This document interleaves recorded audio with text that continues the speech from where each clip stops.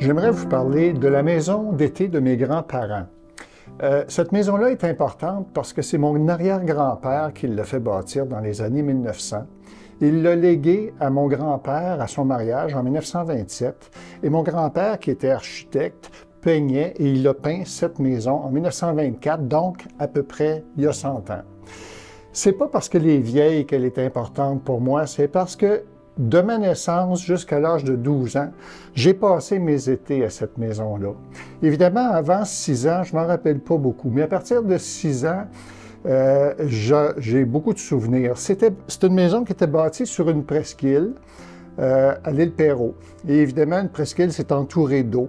Il y avait beaucoup de poissons, de grenouilles, il y avait des pommiers.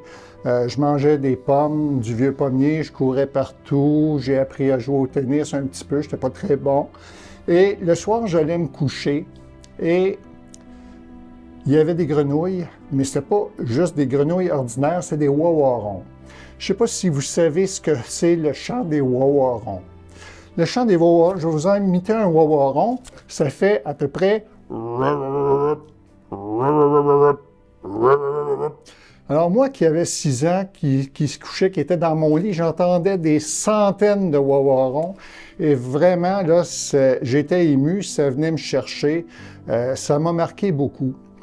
Et quand mon grand-père est devenu malade puis qu'il est décédé, la maison a été vendue.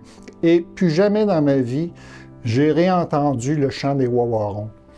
Pour le réentendre, il faut encore aujourd'hui que j'aille sur YouTube, inscrire le chant du wawaron, puis là, je vais entendre 1 ou 2 wawarons, mais jamais une centaine de wawarons. Et il y a 20 ans, j'ai déménagé ici à Longueuil. Puis quand je suis arrivé, quelques semaines après être arrivé, au mois d'avril, j'ai entendu des grillons, mais ça ne marchait pas. Les grillons, c'est quand il fait chaud l'été. J'ai su par la suite que c'était des rainettes faux-grillons, un lointain cousin du wawaron, mais tout petit. Et à chaque année, au mois d'avril, moi et ma conjointe, on va écouter les rainettes faux-grillons près du boisé du Tremblay. Ça avance, il y a comme une presqu'île qui avance et on s'installe là. C'est un endroit secret que je n'ai pas dit à personne.